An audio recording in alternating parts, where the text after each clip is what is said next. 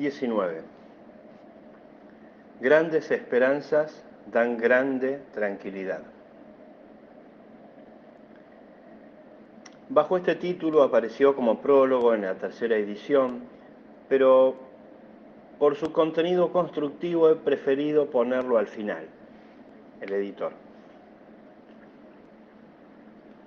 El sistema económico del cual se trata en esta obra puede ser llamado natural por cuanto se ajusta a la naturaleza del hombre. No es, pues, un sistema que surge espontáneamente como productor de la naturaleza. Semejante sistema no existe, puesto que el orden que nos damos es siempre un acto consciente y deliberado. La prueba de que un sistema económico responde a la naturaleza del hombre nos la proporciona la contemplación de la evolución humana. Allí donde el hombre mejor prospera, allí será también más natural el orden económico. El asunto es de menor importancia, averiguar si un tal sistema es, al propio tiempo, el más eficaz desde el punto de vista técnico y estadístico. Es muy fácil concebir hoy un orden económico que acuse rendimientos técnicamente altos, aunque lleve al agotamiento físico del hombre. No obstante, puede tenerse por cierto que un sistema bajo el cual el hombre prospere ha de ser a la vez superior en cuanto a su eficiencia. Porque la obra humana solo puede llegar a la cumbre junto con el hombre. El hombre es la medida de todas las cosas, y por consiguiente lo es también su economía, de su economía. Lo mismo que ocurre con todos los seres vivientes, ocurre con el hombre. Su prosperidad depende, en primer término, de que la selección se realiza según las leyes naturales. Pero éstas requieren la competencia y solo por medio de ella, desarrollada mayormente en el terreno económico, puede llegarse a la prosperidad, al perfeccionamiento humano. Por lo tanto, quien aspire a mantener en su plena, maravillosa y eficiencia las leyes de la selección natural, ha de fundamentar el sistema económico en forma que la competencia se desenvuelva realmente tal como lo pide la naturaleza, es decir, con la exclusión completa de todo privilegio. El éxito de la competencia ha de estar condicionado exclusivamente por cualidades innatas, pues sólo así será transmitido su efecto a los descendientes, convirtiéndose en bien común para todos los hombres. No al dinero ni a los privilegios consagrados, sino a la habilidad, a la fuerza, al amor y a la sabiduría de los padres han de agradecer los hijos sus éxitos.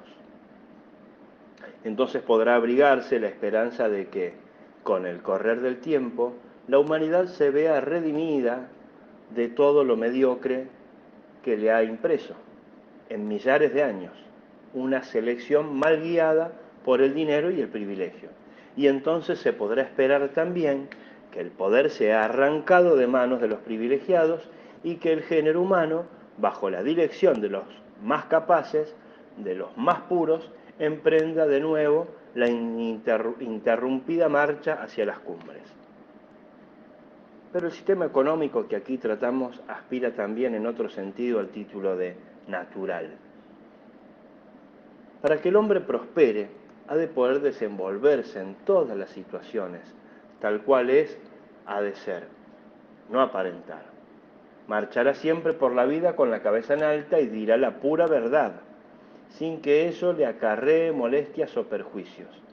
La sinceridad no debe ser privilegio de los héroes solamente.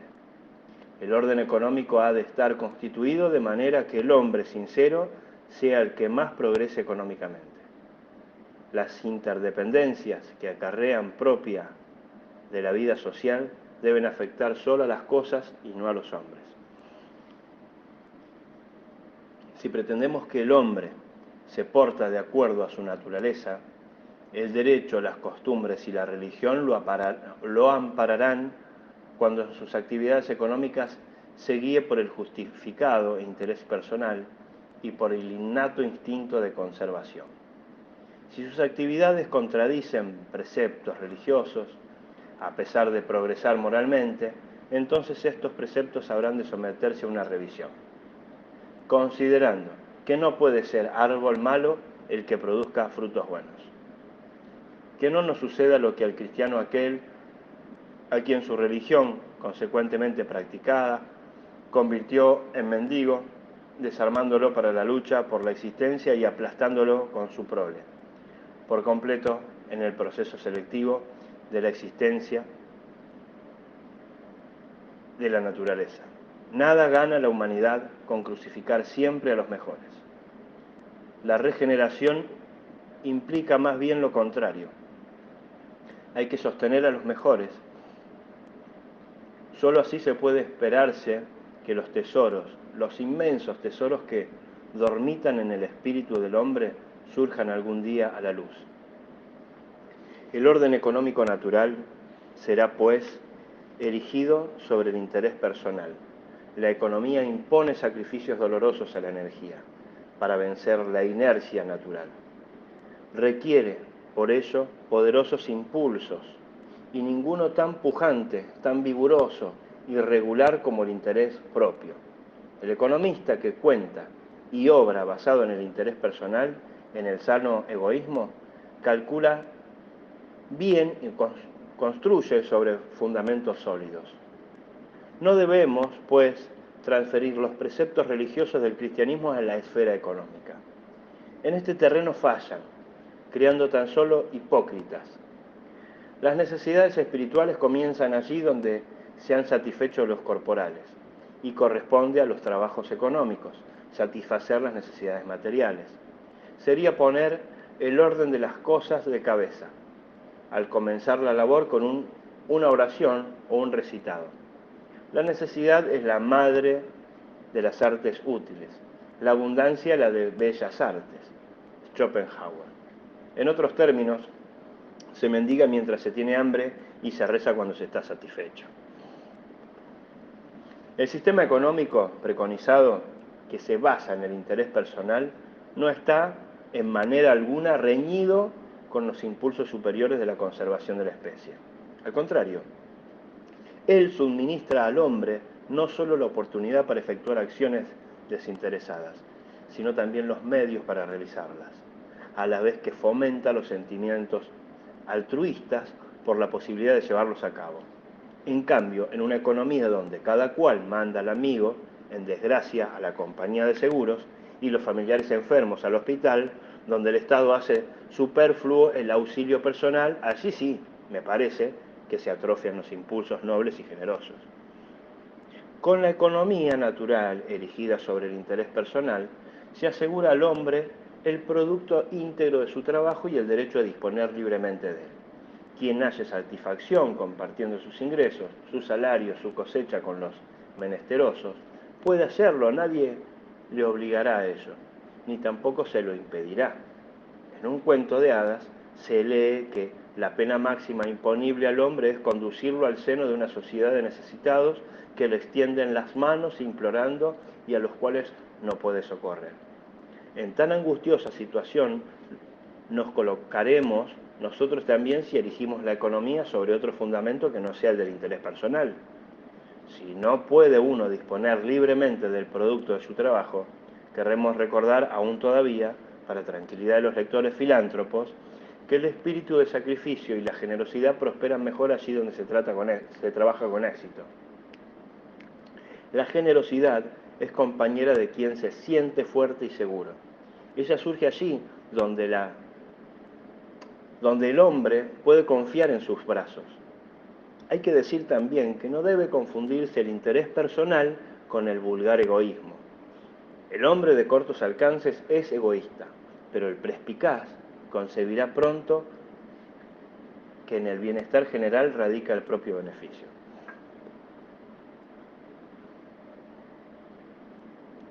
Entendemos, pues, por economía natural, un orden en el que los hombres practiquen las competencias desde el llano con las armas que les da la naturaleza, donde asume la dirección el más capaz, donde está abolido todo privilegio y el individuo, guiado por su interés personal, se encamina directamente hacia su objetivo, sin malgastar sus energías por consideraciones ajenas a la vida económica, pues afuera de ésta ya tendrá ocasiones de rendir a aquellas cumplido tributo.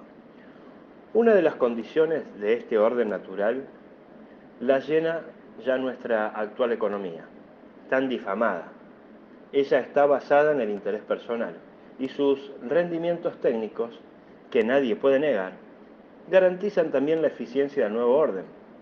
Pero la otra condición, la que constituye la piedra angular de la naturalidad del sistema económico, vale decir, la dotación igualitaria para la competencia, es la que falta crear. Y en la marcha hacia tal reforma constructiva, habrá que ir eliminando todos los privilegios que puedan falsear o desviar el resultado de la competencia. A ello responden las dos reformas radicales aquí descritas: libre tierra y libre moneda. Este sistema económico natural podría denominarse también manchesteriano, sistema que los verdaderos espíritus amplios tuvieron siempre como ideal. Es un orden que se mantiene por sí mismo, sin injerencias extrañas, y que, entregado al libre juego de las fuerzas, volvería a su juicio todo cuanto ha corrompido la injerencia oficial, el oficialismo de Estado y la ineptitud burocrática. De este manchesterianismo se puede hablar hoy solo ante personas a quien no inducen en error los experimentos defectuosos ni las fallas en la ejecución. Les prueban el fracaso de todo un plan. A la gran masa le basta con lo que ya se conoce del manchesterianismo para maldecir toda esta doctrina.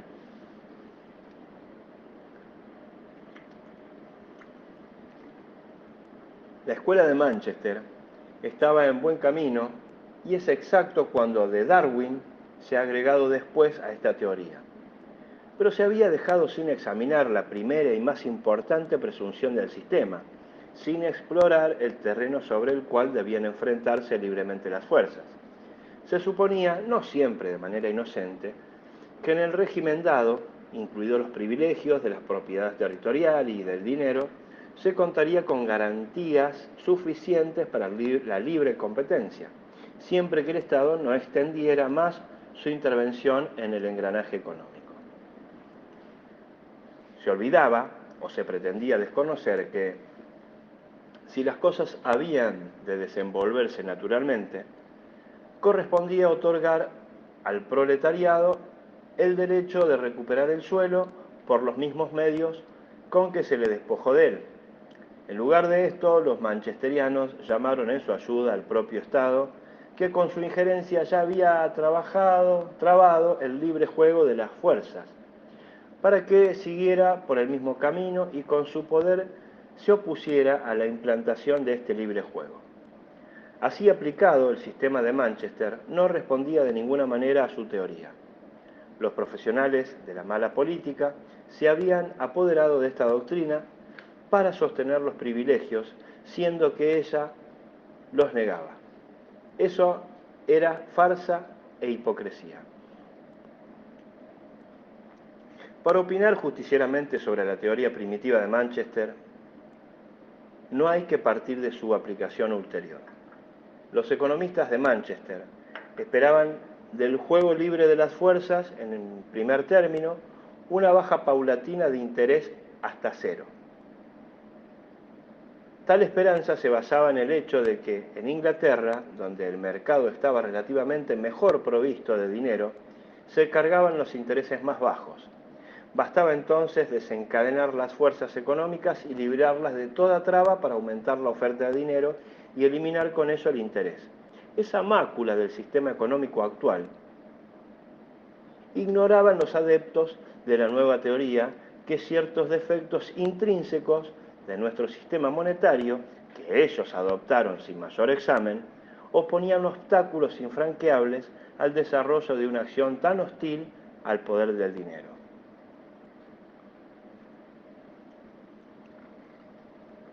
Sostenía, asimismo, la teoría de Manchester, que a consecuencia de la partición de las herencias y de la natural inferioridad económica de las generaciones criadas en la opulencia, los grandes latifundios tendrían que dividirse, convirtiéndose así la renta territorial automáticamente en una renta común del pueblo.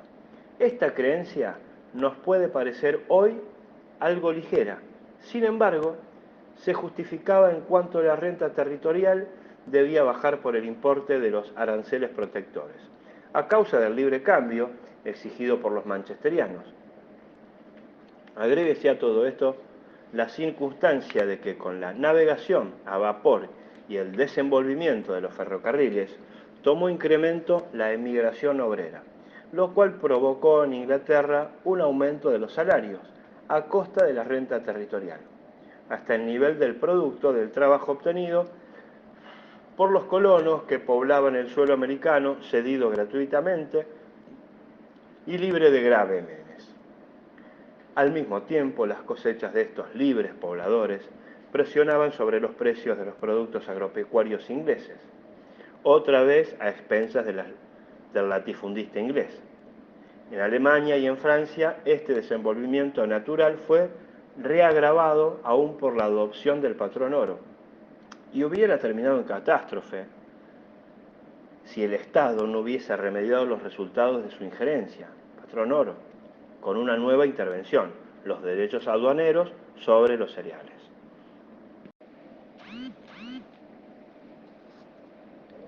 Se puede, pues, comprender que, encontrándose los economistas de Manchester en medio de tan rápido desarrollo, exagerado su importancia, creyeran poder eliminar esta segunda mácula de su sistema económico mediante el libre juego de las fuerzas.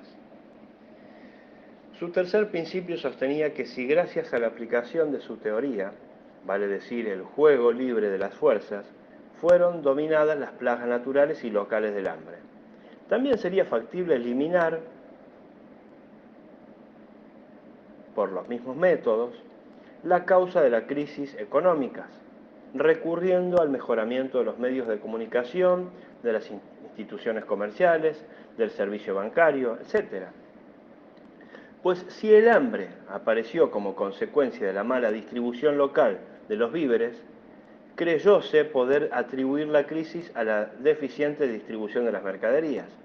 Y ciertamente quien sepa apreciar cómo esa ciega política proteccionista perturbaba el desarrollo normal de la economía nacional y mundial, disculpará a un librecambista, a un manchesteriano, ignorante aún de las graves perturbaciones susceptibles de ser causadas por los defectos del sistema monetario tradicional, su fe en el sencillo remedio del intercambio para eliminar las crisis. A los manchesterianos seguían razonando: si conseguimos mantener la economía nacional en continua marcha, merced al libre cambio universal, y si como resultado de esta ininterrumpida actividad llegamos a una superproducción de capital que presione sobre el interés hasta terminar por arruinarlo, y si también logramos lo que para la renta territorial esperamos del juego espontáneo y libre de las fuerzas, entonces la capacidad tributaria de la población toda habrá crecido en tal medida que las deudas públicas nacionales y municipales quedarían canceladas en breve paso en el mundo entero. Con eso desaparecería, sin dejar rastros, también la cuarta y última mancha de nuestro sistema económico, y así quedaría universalmente justificada la idea libertadora en que se inspira en este sistema, imponiendo un silencio definitivo a los envidiosos, malvados y muchas veces deshonestos críticos de esta doctrina.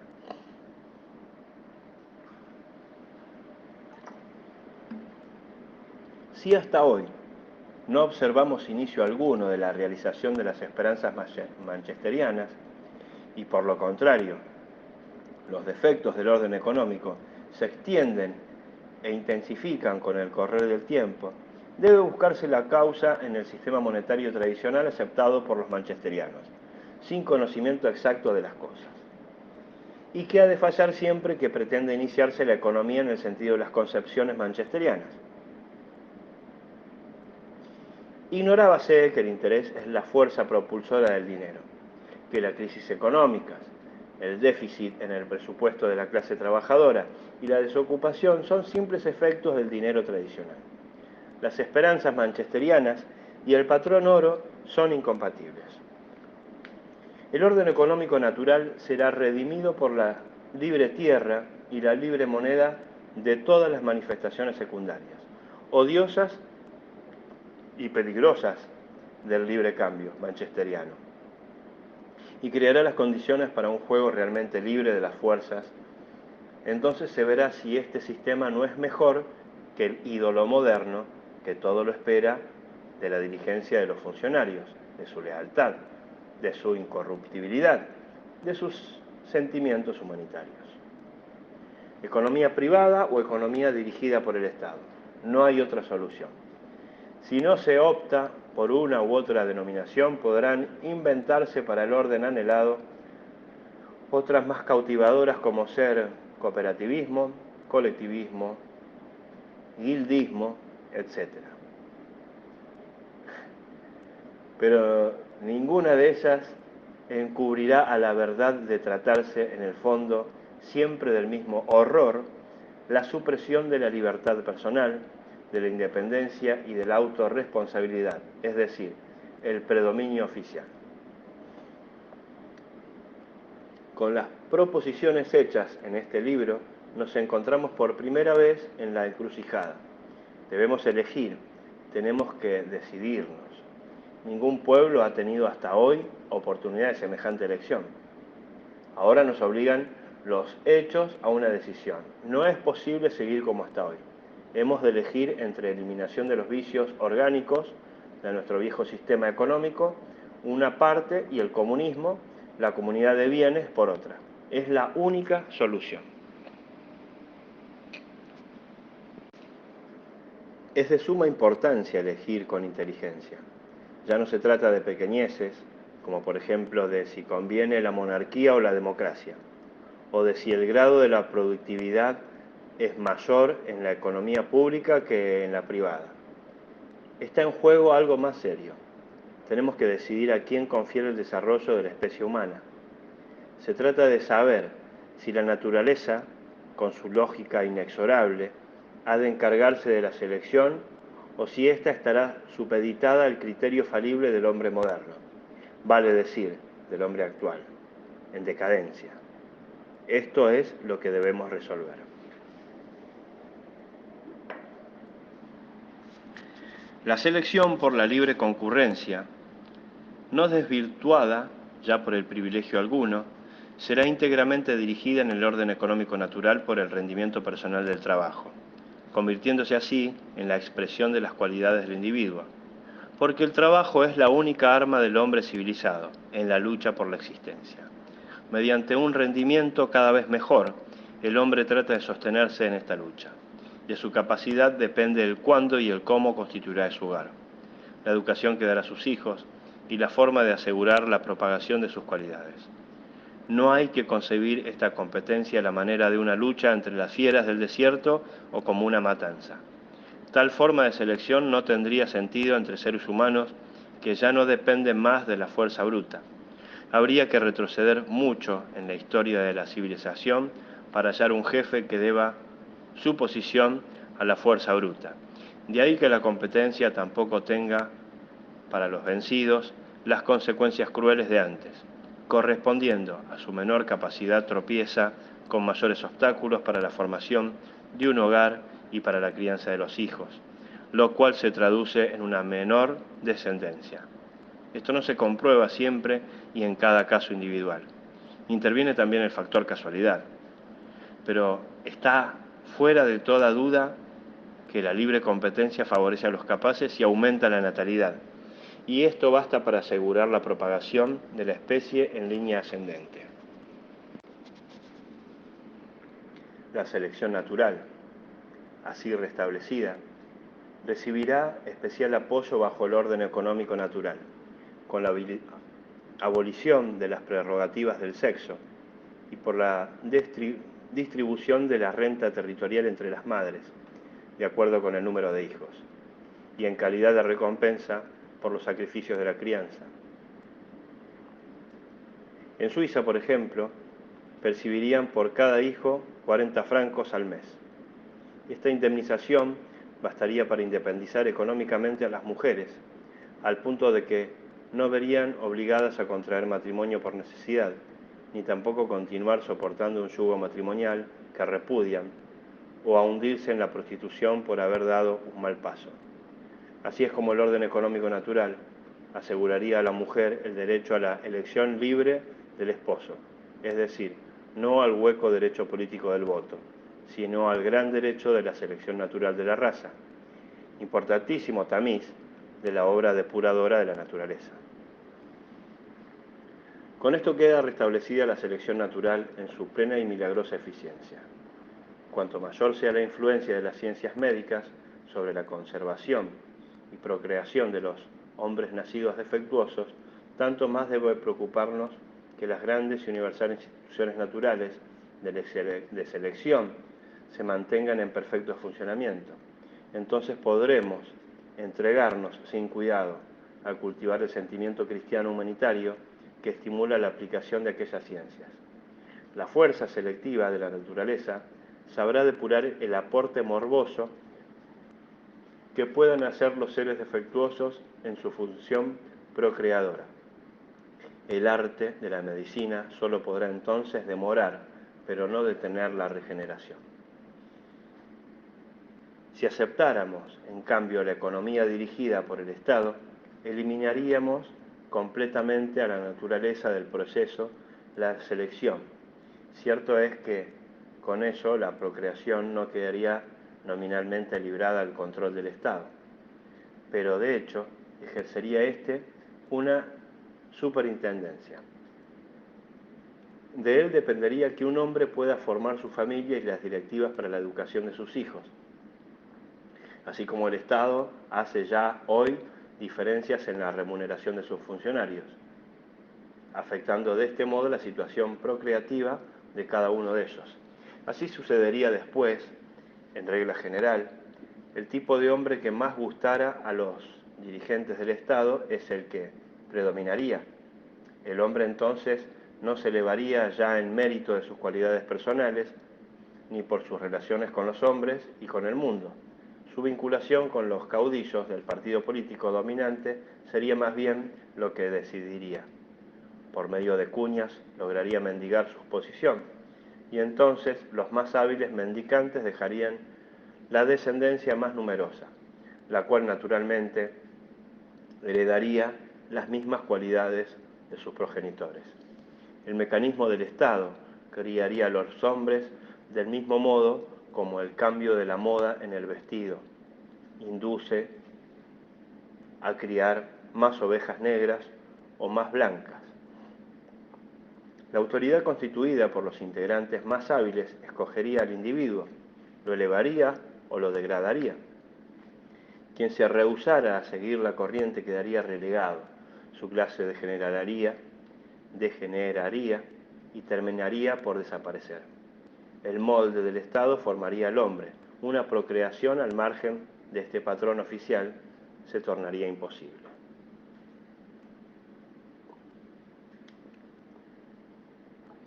Voy a ahorrar al lector una descripción de la vida social tal cual se desarrollaría bajo el control del Estado.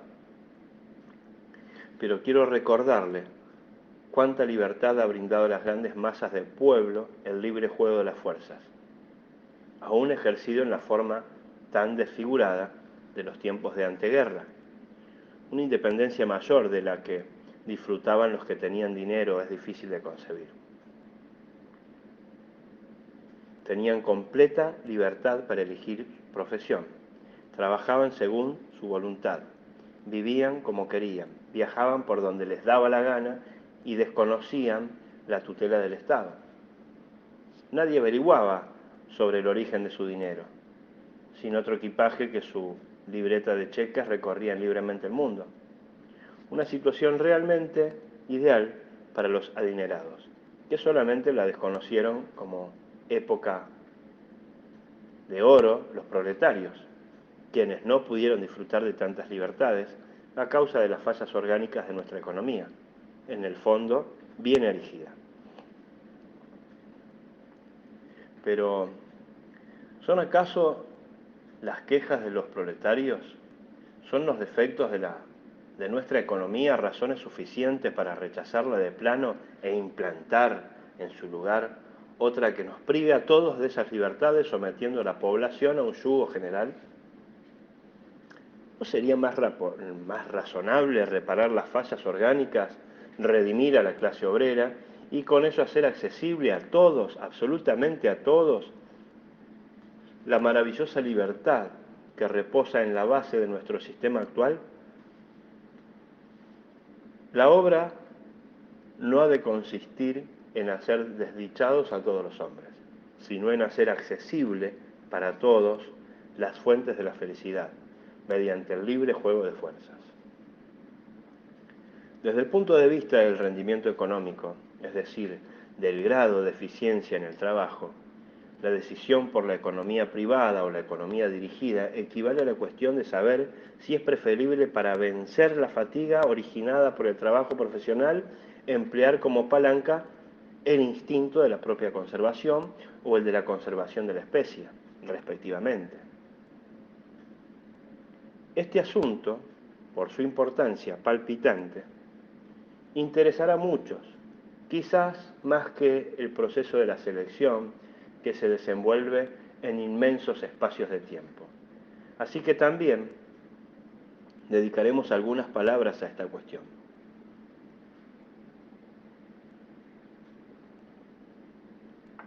Es un hecho curioso que el comunista, el partidario de la propiedad colectiva, considere generalmente a los demás, en tanto no los conoce personalmente, más desinteresados que a sí mismo, y así sucede que los egoístas más auténticos sean al mismo tiempo, en teoría, los representantes más entusiastas de aquel ideal. Quien quiera convencerse de ello no tiene más que anunciar en una de sus asambleas la proposición netamente comunista de la igualdad, de la nivelación de los salarios. De súbito enmudecerán todos los que momentos antes glorificaban ruidosamente la propiedad colectiva y callarán para calcular si el salario común les conviene o no. Los dirigentes rechazarán lisa y llanamente tal equiparación, bajo los pretextos más futiles. En realidad no existe otro obstáculo que el interés personal de los comunistas. Nadie impide a los obreros de una fábrica, de una comuna, de un gremio, reunir sus salarios y distribuir luego el importe de acuerdo con las necesidades de cada familia, ejercitándose desde ya en este terreno difícil. Con una acción semejante, podrían testimoniar ante el mundo sus sentimientos colectivistas y refutar a los escépticos, cuando afirman que el hombre no puede ser comunista. En realidad, nadie se opone a semejantes experimentos, ni el Estado, ni la Iglesia, ni el capital.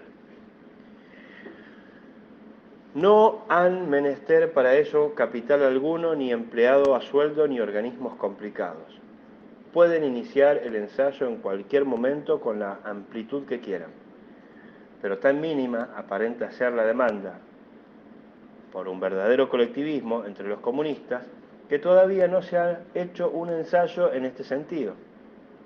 Y eso que la comunidad del salario, desenvuelta dentro del capitalismo, solo exige que el producto del trabajo colectivo sea repartido entre todos, de acuerdo a las necesidades personales de cada cual. En cambio, para implantar un Estado sobre la base de las comunidades de bienes, es necesario probar, aunque tal base no ejerce influencia inhibitoria sobre la laboriosidad del individuo. Y también eso podrían demostrar los comunistas mediante la compensación de salarios. Porque si después de la implantación de la comunidad del salario, que excluye toda retribución personal extraordinaria, por un mayor rendimiento personal, se comprobará que la constancia no disminuye, especialmente en el trabajo o destajo, y que el salario total no sufre desmedro con el salario en común, que los más hábiles obreros comunistas aportan gustosamente sus salarios, a veces dobles y triples al fondo común, entonces la prueba sería concluyente. El hecho de que los numerosos experimentos económicos colectivos en el campo de la producción hayan fracasado no demuestra tan cabalmente la imposibilidad del comunismo como el simple hecho de haber sido rechazada siempre rotundamente la propuesta de la comunidad del salario. Es que la comunidad en la producción de bienes requiere organismos especiales, exige subordinación, una dirección técnica y comercial y además elementos de trabajo. Los fracasos pueden explicarse de muchas maneras. No son necesariamente pruebas contra la obra en sí, ni demuestran ausencia de verdadero espíritu de economía colectiva, de sentimientos de solidaridad. Pero a la comunidad del salario no es posible aplicarle tales pretextos. La renuncia a ella habla directamente contra la idea comunista y demuestra que el instinto de conservación de la especie no basta para vencer las fatigas del trabajo.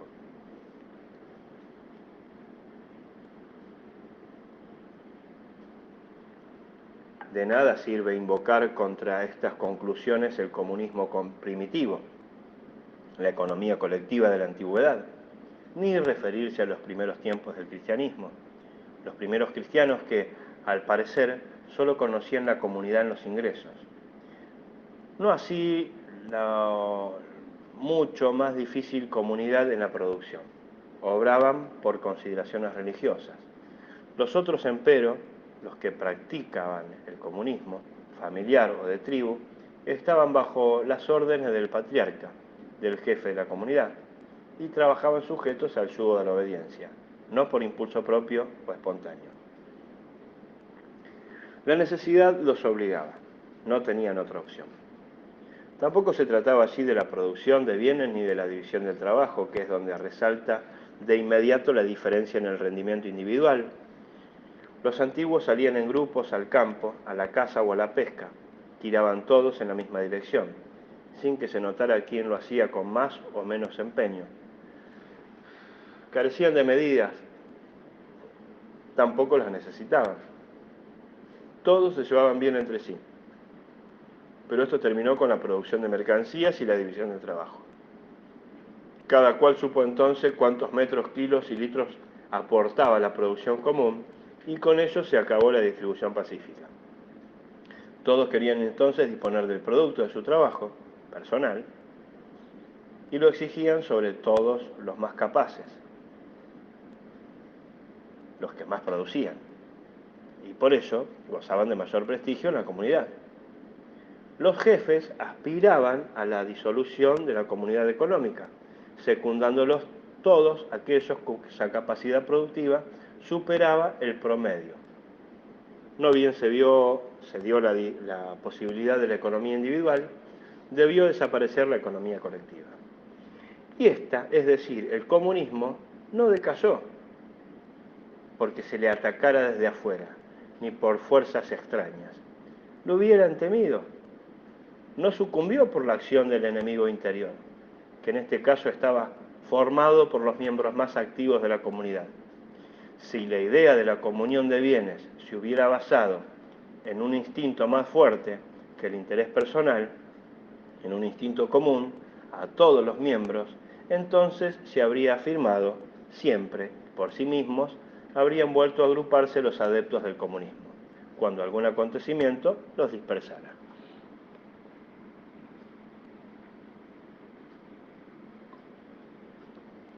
Pero el instinto activo de la economía colectiva, el instinto de la conservación de la especie, espíritu de solidaridad, altruismo, es tan solo una dilución del instinto de autoconservación que conduce a la economía individual. Y su eficiencia está en proporción inversa al grado de la dilución. Cuanto más grande es la comunidad, tanto mayor es la dilución y tanto menor el impulso de contribuir por medio del trabajo al sometimiento de aquella. Quien comparte su trabajo con un compañero es ya menos constante que quien goza solo del fruto de su trabajo. Si son 10, 100, 1000 compañeros, entonces el impulso, el entusiasmo para el trabajo también ha de dividirse por 10, 100 y 1000. Y si toda la humanidad tuviera que participar en el producto, cada cual se diría: mi trabajo personal ya no representa más que una gota de agua en el océano. Entonces el trabajo dejará de efectuarse de manera activa y se hace presente la necesidad de una compulsión externa. De ahí que sea exacto también lo que dice el estudio de Neuchâtel, Secretan. El interés personal ha de servir generalmente de impulso para el trabajo. Por eso debe fomentarse cuanto pueda dar a este impulso mayor fuerza y expansión, y condenarse como pernicioso aquello que lo obstaculiza y restringe. Este es el principio del cual se debe partir, el que ha de aplicarse con lógica inquebrantable, desechando la vana indignación filantrópica y la excomunión de la Iglesia. A los que no se crean afectados por los fines elevados del orden económicos naturales, podemos asegurarle a sí mismo, y con fundada razón, nada más beneficiosos gozarán de mesa mejor servida, parques más bellos y viviendas más modernas. El orden económico natural superará también técnicamente al actual y al comunista. Silvio Gesell, Staffa, Suiza, otoño 1918. Pie de página. Como tal denominamos al instinto desarrollado en mayor o menor grado en el individuo que se orienta hacia la conservación del todo: especie, comuna, pueblo, raza, comunidad.